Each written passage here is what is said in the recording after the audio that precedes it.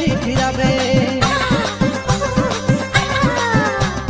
जाड़ के महीना गुया कटे चिट्ठी रबे